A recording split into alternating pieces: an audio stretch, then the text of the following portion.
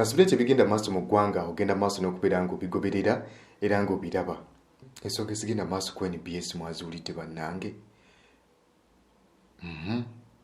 Kino kyongera tukakasa nti Uganda buli muntu alina okubeera nga yeekozesa. Ne bw'obeera nga bakyakukozesa akadde konna akali mu bakagobako bakuwummuza. Kaakati nno ekiri ku NBS katubasabire baganda baffe abali eruuyi eyo. Naye nga ensonga gyenjala okunako ziringa ensonga bbiri. Tezaawukanako nnyo naku bye twogerako ennaku ez'emabega, naye nga ku mulundi guno njagala twongera okubeera nga tukuba mu ttooki kubanga zigenda zeegattako, zigenda zeeyongera okubeera nga zitambula. Ekisooka y'ensonga ya Deputy Speaker omukulu Tayembwa. Kinajjukirwa nti lunaku nga bbiri emabega omubaka owa Mityana Municipality Francis Zaake yagenda maaso n'okubeera nga alaga obutali bwenkanya. Yavaayo n'ayimirira mu Parliament n'ategeeza nti ayagala ensonga z'abantu abawambibwa zigende maaso n'okubeera nga zikolwako. Abantu abamu baagenda maaso n'okubeera nga bw'omanyi abali ku ludda olwa gavumenti ne bategeeza nga bwali Katemba. Era Deputy Speaker naye bwe yajja yagenda maaso n'okubeera nga ategeeza nti Katemba awedde emirimu kubanga yali ategeezezza Zaake agende mu woofiisi ye babeere ng'ensonga ezo bazigaayagaayamuko bazoogeramu eruuyi eyo mu woofiisi ya Deputy Speaker. Era n'ategeeza nti ensonga zino baali bazikubaganyizaako ebirowoozo wakati wa Prime Minister, Minister avunaanyizibwa ku nsonga za security, Leader of Opposition ssaako n'abalala ab'enjawulo. Era nti ziri mu nteekateeka okubeera nga bwe ziruddewo naye nga bazikubaganyaako ebirowoozo. Kati nno omubaka Francis ye yali ayagala ensonga zino zigende maaso okubeera nga zikubaganyizibwako ebirowoozo mu Parliament nga ku nsonga gye bayita ya national importance, ensonga ez'omugaso ennyo mu ggwanga. Ne Deputy Speaker alina ebigambo byagenda maaso n'okubeera ng'ayogera ng'ategeeza nti omubaka Zaake alabika ali mu Katemba. Bw'abanga ali mu Katemba basobola omuteekerateekera ku National Theatre akole byasobola okubeera ng'akola, abantu be basobola okubeera nga bamulaba bw'abanga ayagala ebya Katemba binaddamu okubeera nga bimulondesa. Statement eyo abamu tebagitutte bulungi naddala bali ku ludda olwabula gavumenti nga bagamba nti ensonga y'abantu abawambibwa erinnya enkandaggo yeetaaga okubeera ng'etunulwamu. Awo era ekibiina kya National Unity Platform bwe kyaviiriddeyo ne kyanja olukalala lw'abantu 25 abaawambibwa naye nga tebakubibwako kya mulubaale nga tebamanyibwa gye bali. Naye nga tetunagenda ku lisiti y'abantu abo katusooke tulabe ebigambo bya Deputy Speaker ng'addamu omukulu Francis Zaake nga bwe byabadde mu Parliament.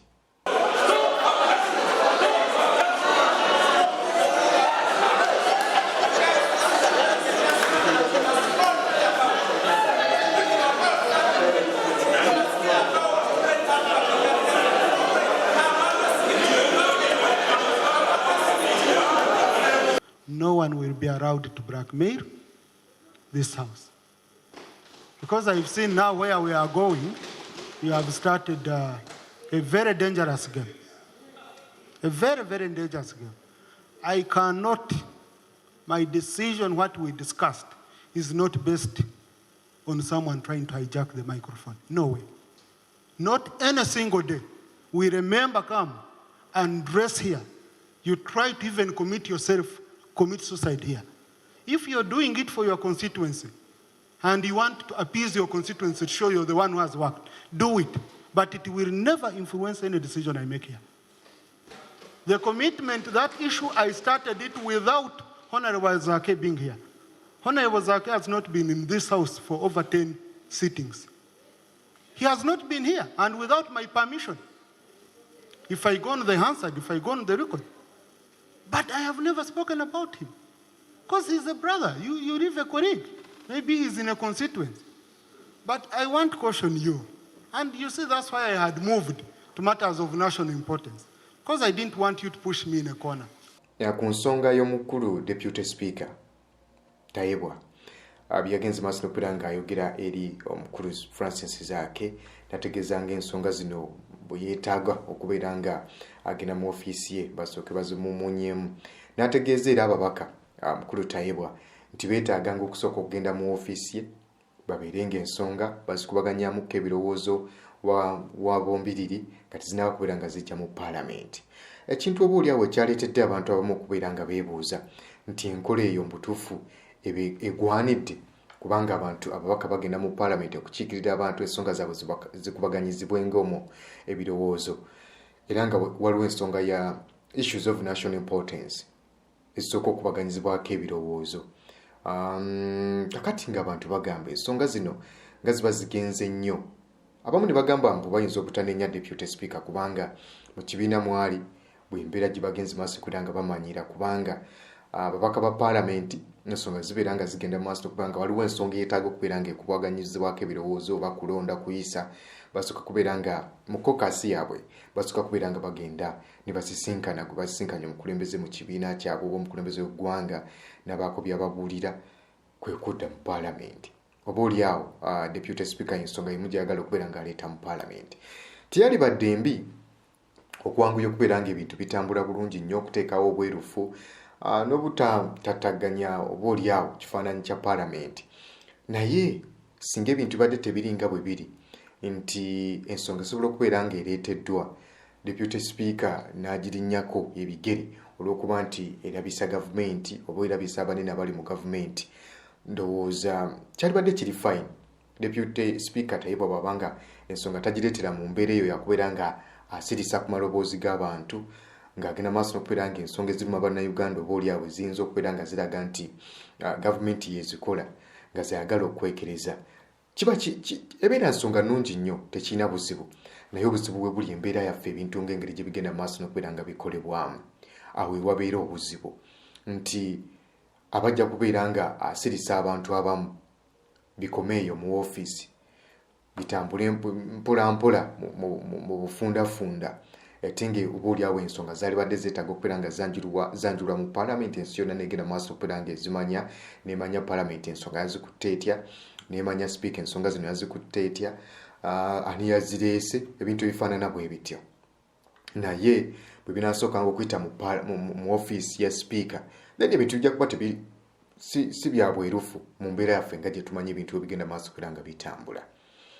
Kakati nno omukulembeze w'ekibiina ki National Unity Platform Robert Kyagulanyi Ssentamu yeyanukudde omukulu ono Tayembwa katuulire ensonga ze yagenze maaso okubeera nga amuddamu. Era namuyita Katemba.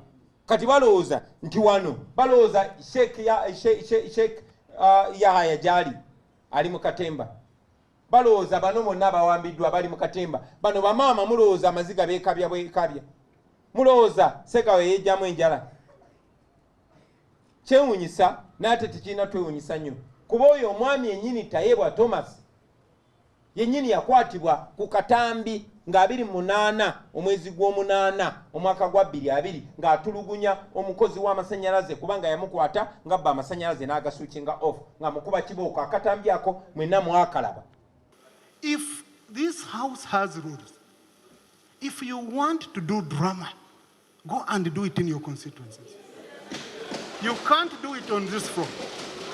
Number two, if you want pictures to go around, people holding you up, how you are arrested, clothes getting torn, and you use them during campaigns, we can organize for you here near National Theatre. Then you do that. Number three, as per Rule 175 of our Rules of Procedure, I refer Honorable Zake to the Committee on Rules for Discipline. Threatening me so that I back off that matter. I'm not that kind. I'm courageous enough and brave enough to move on. I will get there. Instead of now solving what I've been presenting, they want now to base on the symptom of how I've presented the matter. So let us work together to make sure that this type of arrests, like we read yesterday about Kabuleta, and the families have looked for him, they can't get him. These are things, if government keeps quiet, it brews. So is it procedure right for the Right Honorable Prime Minister here, effectively represented by the third Deputy Prime Minister, to let this pass without making a commitment to the nation? Thank you, Right Honorable Speaker. So tekyewuunyisa kuba nti abo abatemu abatulugunyi b'abantu kati bw'obanga omutulugunyi bw'abantu gwe baelevatinze ne bamuteeka mu kifo ky'obwa sipiika kikyosuubira. To be quite honest, Right Honourable Speaker, it is very difficult if it's your son or daughter. Because as I went out to retreat with a few colleagues outside, pursuant to your instruction, I have established that more abductions are continuing. And this is not a scenario that I would permit in my government. I want to thank you, our senior colleague, Honorable Segona. All members you see here, all these members, I don't believe there is any member who condones abduction of any person. I have agreed indeed that if there are any new people beyond the list which we received, they should be handed over to the leader of opposition and passed on to the Prime Minister like we did on the previous one. And then we handle them through the same process which we've agreed upon. On the other issues, we shall have a meeting in my chambers after here. Kakati nembera bwete bwiri yavaawo mpitewo. Kakati nno kankuzeeyo ku listi yaffe y'abantu 25 eyagenze maaso n'okubeera nga Secretary General David Rubongoya Lewis yagenze maaso n'okubeera nga akola n'atwala mu kakiiko akalwanirira eddembe ly'obuntu wa bulijjo kubanga kabategeeza nti tebamanyi bantu bagenda maaso okubeera nga bawambibwa. Kati nno listi baagitutteyo era n'ajanja ku kitebe kya National Unity Platform ekamu kyawo. Naye mu listi eno gye nalabyeko n'amaaso gange mulimu omuvubuka w'emyaka 17 yagenda maaso okubeera nga awambibwa bambi maama we ali mu kababukabi maziga. Saako n'abalala bagenze maaso n'okubeera nga bavaayo ne boogera ku bantu baabwe abawambiddwa.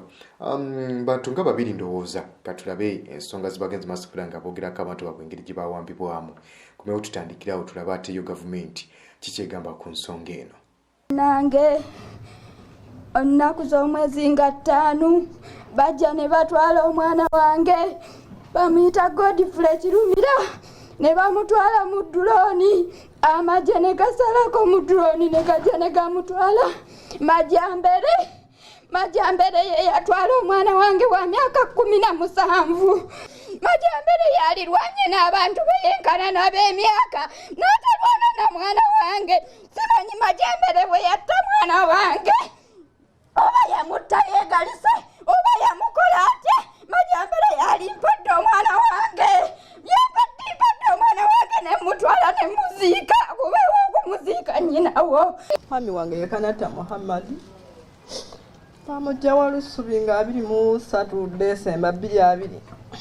Nana gye buli awo tetuwuliranga nako gyali. Abwe tutambula abwe tujjako ne tuddamu essuubi ne tugaba tunaabeera tuli awo ng'alabika. Naye tutuula tetulina kye tuwulirako. Manjeke gatugamba bw'okwata omuntu oba omuvunaana mutwale mu poliisi oba mutwale mu kooti. Ku poliisi muwe bondi mutwale mu kooti bamurimandinge oba afune bail emukkiriza okufuluma atambule. Ne okwata omwana wa myaka 17 ate teri bantu bantamye ngamba Majambere oba bajja batya wano Katonda yamanyi. Bate erinnya ly'abantu abalala kyabulabe nnyo okubanga okozesa erinnya eggwanga okwonoona abantu abatebenkevu mu ggwanga. Ku mulundi guli nagamba nti ffenna kitukakatako ensonga egenda mu maaso n'okubeera nga eruuma bannayuganda ffenna tuli bannayuganda. Ensi yaffe tuba twetaaga okugitereeza nga tuli bumu tuli wamu tutambulira wamu kubanga ensi yaffe ffe tugiwangaaliramu abalijja balisangawo ebyo bitunaaba tutereezezza oba bitunaaba twonoonye. Naye olukalala luno olwagenze maaso okubeera nga lufulumizibwa nga bwe nkugambye mulimu bwa accountant, mulimu head teacher eyagenda maaso okubeera nga awambibwa, mulimu omusajja mukulu emyaka egiri eyo mu 5 gwe bajja mu dduuka ne buli kati tabamanyi gyali. Batutegeezezza nti abamu ku bantu abawulira ndowooza nga 3 bo basanga mirambo gyabwe nga bagenda maaso okubeera nga bafa. Naye ku ludda lwa gavumenti Parliament ndowooza olabye ebyabaddeyo. Deputy Speaker yategeezezza nti ensonga oba oliawo ziruddewo buli oba oliawo okujja naye bazimanyi ziri mu kubeera nga zikolwako. Naye katunuulire ebigambo bya mukulu Otafiire, General Otafiire. General Otafiire yabadde mu kitundu eky'eggulu eyo alina ebigambo byagenze maaso n'okubeera nga ayogera gagamba nti gavumenti yonna kasita etandika okuwamba abantu baye eba tekyali gavumenti. General Kahindo Otafiire yategeezezza nti gavumenti yonna kasita etandika okuwamba abantu bayo ebeera tekyali gavumenti. Nategeeza nti bategeezezza poliisi erekeraawo okubeera ng'ekwata abantu nga terina bujulizi busobola kubeera nga butwazisa abantu bano mu kkooti. Tegeeza nti basooke bakole okunoonyereza, bamala okukola okunoonyereza balyoke bakwata abantu bano babatwale mu kkooti nga waliwo obujulizi, so si kukwata abantu ate ne bababuzaawo lwakuba tebalina bujulizi. General Kahindo Otafiire nategeeza nti muyinza okubeeramu abantu ab'enjawulo abagenda maaso kubeera nga bakola ebikolobero bino mu gavumenti. Nyina ategeeza nti ekikolwa eky'okuwamba abantu kikolwa si kirungi n'omulundi n'ogumu. We've instructed the police not to arrest people unless they have very strong circumstantial evidence. This business of arresting people on suspicion without credible evidence that can stand the test of court, we've tried to restrain people from doing it. When a government starts abducting its citizens, then it's no longer government. People get arrested, not abducted. Why should the government abduct its citizens? Where do you take them after you've abducted them? People are supposed to be arrested and confined in places of confinement. I'm not saying there are no rogue elements within the security forces. They are. You know, when the activity is heightened, some people take advantage of that activity and commit crime. Okay, those ensongo zuulidde General Kahindo Otafiire zageza masikula nga ayogerako ng'akoonako mutuufu mu ngeri emu oba engeri endala. Weewaawo nti tulinamu ensonga abantu abamu obuteesiga bigambo by'abantu bali mu gavumenti kubanga ebiseera ebisinga obungi batwalibwa okubeera nti boogera oluusi kubaako kibayisaawo oba mu ngeri efaanana bwetyo. Naye General Kahindo Otafiire ye muntu ndowooza gwe tumanyi ye ekintu akyogeranga bwe kiri. Ekintu akyogeranga bwe kiri General Kahindo Otafiire.